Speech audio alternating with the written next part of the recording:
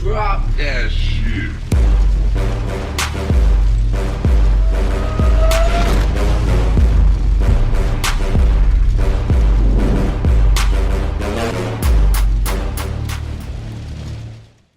Some months ago, a German television team contacted me because they had heard about my science challenge and had found a physicist at Georgetown University I could debate. They also wanted to make it as easy on the scientist as possible, so their idea was simple. They would record me on video, reading 5 quick science-based questions, and then send that recording over to Georgetown, and he would respond in kind. This is what I read on camera. 1. Long-distance photography. The mainstream science formula for the curvature of the Earth is 8 inches per mile squared. An easy comparison would be the falling rate of 32 feet per second. So 8 inches per mile per mile. 2 miles is 2 times 2 equals 4 times 8 inches or 32. 3 miles is 3 times 3 equals 9 times 8 or 72. And so on. At 50 miles, the curvature is 50 times 50 times 8, coming in at over 1,600 feet of curvature. And yet, with HD cameras, we can pull boats back into frame that are well beyond visual range.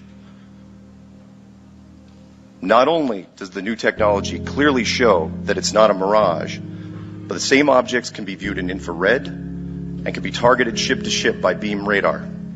Can science explain this? They had no answer. Number 2, vacuum versus gravity. The force of a vacuum is measured in units of torr, T-O-R-R. Even a low-level vacuum can overcome gravity here on the surface. In building molecule-free chambers for the manufacturing of electronics, a series of massive pumps are needed to create a 99% vacuum. That's -9 torr. And for the remaining 1%, horsepower isn't enough. It can only be achieved by a chemical leaching process. That being said, how is the -10 torr vacuum force of space not ripping off the atmosphere of this world?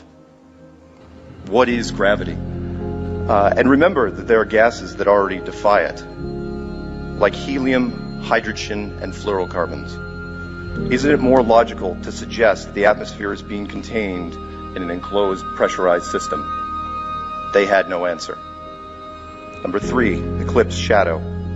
Mainstream science tells us the moon is over 2,000 miles wide, and yet during the 2017 American eclipse, no offense, the moon's shadow was only 70 miles wide, a reduction of over 97%. This is what the equivalent of having a 6-foot man walking in front of a wall where his shadow is smaller than an action figure at only 2 inches. Where do we see this in our everyday lives? We've seen a shadow's actual size and some much larger. Where can we see small shadows? The flat Earth community says that the moon is less than 50 miles wide, much closer and the same size as the sun. Isn't this explanation also possible? They had no answer. Number 4, moon temperature. Science has yet to address this relatively new discovery that the moon generates a cold light. We all know that in the daytime it is 90 degrees in the sunlight, 80 degrees in the shade, depending on conditions. I know I'm not going to do the Celsius conversion up here, sorry. However, at night, especially when the moon is high in the sky, we see the opposite. While it might be 50 degrees in the moonlight, it's warmer at 60 degrees in the moon's shade, sometimes showing temperature shifts of over 13 degrees Fahrenheit. In addition, under controlled experiment conditions, magnified moonlight is even colder still, again, the opposite of sunlight. We can generate this with technology today using a cold laser. The question is, why is the moon giving off a cold laser light? They had no answer. Last but not least, the Van Allen belts. A simple yes or no question. Are the Van Allen radiation belts deadly? If yes, then how did Apollo 11 through 17 make round trips through these belts with only aluminum and plastic as shielding? No one died, no one got radiation poisoning, nobody even got cancer. I think there's still like 5 left. Radiation is only stopped by 2 metals, lead and gold. Both are very heavy and cannot be used in aerospace because of their weight. If the answer is no, the belts are not deadly, then explain the video currently on the NASA.gov website called Orion Trial by Fire, in which NASA clearly states the belts are so dangerous they will not be testing manned capsules because they are unable to solve the radiation problem. Keep in mind, this is not an old video. It was created at the end of 2014. The scientist viewed my recording and folded like a card table. This piece was never aired. All that being said, my name is Mark Kendall Sargent, and I'm a flat earther.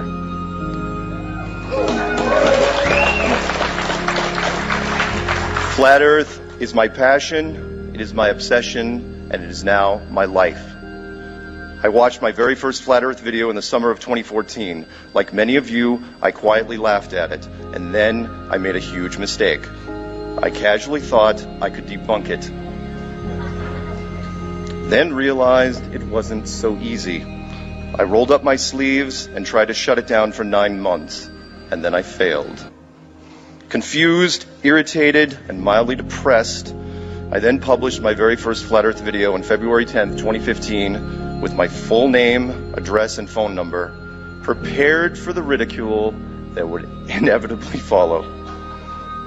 The video, called Flat Earth Clues, simply stated what I saw and prompted people to do their own research and ask questions. The phone rang almost immediately. A person on the other end of the phone said, "Tell me more." Then another call came, and another, and then the emails and the texts. I couldn't tell what the attraction was, but for whatever reason, it was resonating, so I kept generating content. Fast forward to this morning. I've done 80 videos dedicated to answering emails, 84 Flat Earth and Other Hot Potato shows with Patricia Steer, 159 weekly Strange World shows, over 1,200 Flat Earth videos in total. Since my phone number was very easy to find, I received calls for interviews, and I did everything I could to accommodate them, no matter who they were. I've talked to everyone from junior high newspapers to major networks, and I do my best to treat them all the same. I set my feet, keep my cool, and do whatever I can to plant the seed in their head. If they want to lay into me, I smile. If they give me an opening, I create momentum. I try to kill them with kindness, honey over vinegar. And if they give me enough time, my message will get into their head. Look into Flat Earth, do your own research, ask questions. And yes, seeds were planted. Every video that I made, every interview that I sat for was viewed by people who talked to other people, and eventually it circled back around. I honestly thought the first one was a fluke. I was in Atlanta, Georgia, sitting in the audience as Zen Garcia was engaged in a theological flat earth debate. Because that's a thing now. We took a break for lunch and I went over to the closest restaurant I could find, a sports bar in the same parking lot. The bartender, a woman in her late 20s, overheard us talking in the corner. She came over and asked me directly if we were into flat earth. I said yes, and she said, "High five." The next day I flew out from Atlanta. My carry-on was going through a second screening, and I was wearing a "I am Mark Sargent" t-shirt. A young Homeland Security man pointed at my bag and then me. He then kept staring at my shirt and my eyes. Back and forth he did this until finally he asked quietly, "Yo, you Mark Sargent for reals?" I said yes. He winked at me, handed me my bag without opening it, and said, "That's my name too." He knew the Fight Club reference. We may not all be Mark Sargent, but we are all Flat Earth. I was at a recent Salton Sea test in Southern California, and after an exhausting morning with skeptics, National Geographic, and a whole bunch of flat earthers, we met up at an organic cafe in Palm Springs. The cashier, who eventually figured out what we were doing at our tables, then showed us the anything but secret hand sign. You see, she was one of us. Despite what you may hear, we do have people everywhere. That same trip, I was out to dinner with a few people from the meetup.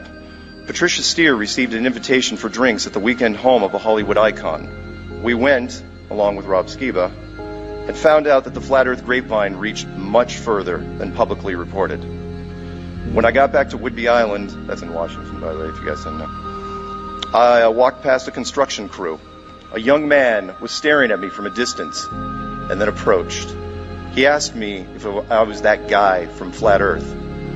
Keep in mind, this is a rural island in the corner of the United States. That very evening, and I cannot make this up, my cousin called me from Manhattan. She was there in a wine bar with executives from one of the biggest Wall Street hedge funds in the world. One of them brought up Flat Earth. She mentioned my name, and not only did they know the clues, they insisted on sending me a picture of them next to a phone with an AE map on it. Only one other person in this room has seen that picture. My point, and I'm repeating myself for the documentary team who did not believe me, is that we have people everywhere. At first, I thought Flat Earth was like the Spice Girls, who, even though they sold 80 million albums, almost no one was willing to admit that they owned it. The truth about Flat Earth is that we're much bigger than the Spice Girls.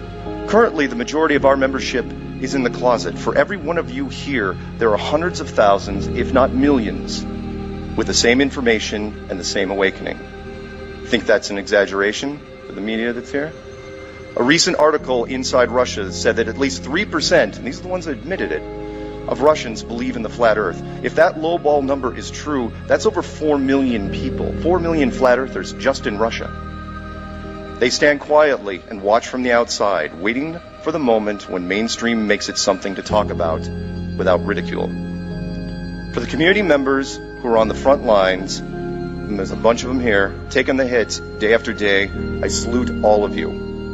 Just look at the amazing work these people have done in just 3 years. D. Marble got on an airplane with a spirit level, and he made national news. His channel now grows every day. Nathan Thompson has the largest Flat Earth Facebook group in the country. Patricia Steer has put herself out there on camera doing over 250 Flat Earth and other hot potato shows. Globebusters averages over 1,000 live viewers in a hangout, something that many globalist YouTube channels would be envious of. Celebrate Truth, who I have heard is Canadian, is at 98,000 subscribers. Oh, and in his spare time, he organizes first-of-its-kind conventions like this. Jaronism has grown to over 113,000 subs. Rob Skiba is 145,000. Controversy 7, another Canadian, is at 151,000. ODD Reality is at 185,000. And there are many, many more. Too many, in fact, to mention here. Keep in mind that these aren't video game or makeup or food channels. Like Sparta, this is Flat Earth. All of these channels and this massive wall of content has affected almost everyone else in the social media. In the last year, the ripples from our members have spilled over into the YouTube titans, and they have responded, some positive, some negative, but the exposure is priceless and the numbers staggering. Star Talk, one video, 2.3 million views. This morning in UK, one video, 2.8 million. Jimmy Kimmel, 3.7 million. Rich Ferguson, 4.4 million. Joe Rogan, 5 million. PewDiePie, the largest YouTube channel in the world, did not one but 2 Flat Earth videos at 6 million hits each. Space Videos, which is a dedicated 24/7 science live stream, now has to put Debunk Flat Earth in their title. And it does nothing but create more awareness for Flat Earth. Thank you for that.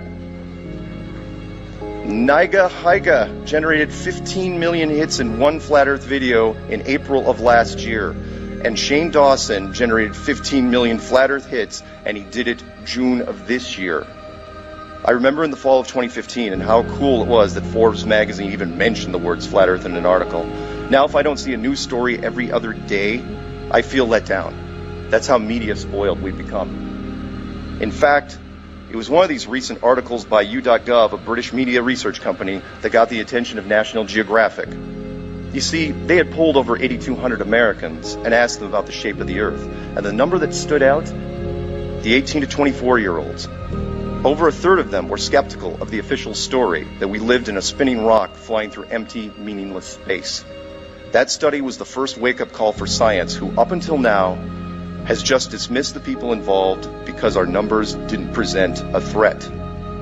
Now, at least some of them know differently. And for the rest of the scientific community, I come bearing a message. I like science. I always have. I flew here on the back of science, and I am speaking to you now on the fruits of its labor. Science, however, was never intended to be a religion, and that's what you've turned it into. You've turned it into scientism. You've taken the faith that people have in your lab coats and you turned it against them, pushing concepts and products onto the population which can be harmful or just simply untrue. You've taken what should have been simple observations and twisted them to suit your needs and make us feel small. We're not small, and we're not an accident. In fact, we are the new scientists, and we're heading straight for you. You don't want to defend yourself? Fine. Any ground you're not currently standing on? It's ours. We'll take the cities, we'll take the suburbs, we'll take the countryside. We've already been winning this war by attrition because you didn't think we were worth it. You want to call us a social media virus? Well, at least you got one thing right. We are infectious. We're currently the most interesting concept in the world. We're easy to understand, and we open minds. Oh, and one more thing. As you sit there in your offices, wringing your hands because you don't want to risk that vaulted education of yours, we've been running around your flanks at speed for the last 3 years. In closing, I'd like to circle back around. My name is Mark Kendall Sargent, and I'm a flat earther. Every day I try to set an example for the community. I make content, I do interviews, I fly to meetups, I place stickers, I leave bookmarks. My car has a license plate that says it's flat. Even my gaming guild is named Flat Earth. When I'm awake, I'm trying to figure out new ways to plant the seed, and I absolutely will not stop until Flat Earth has changed this world for the better, because that's what we all deserve, a better world. Long live Flat Earth. Thank you.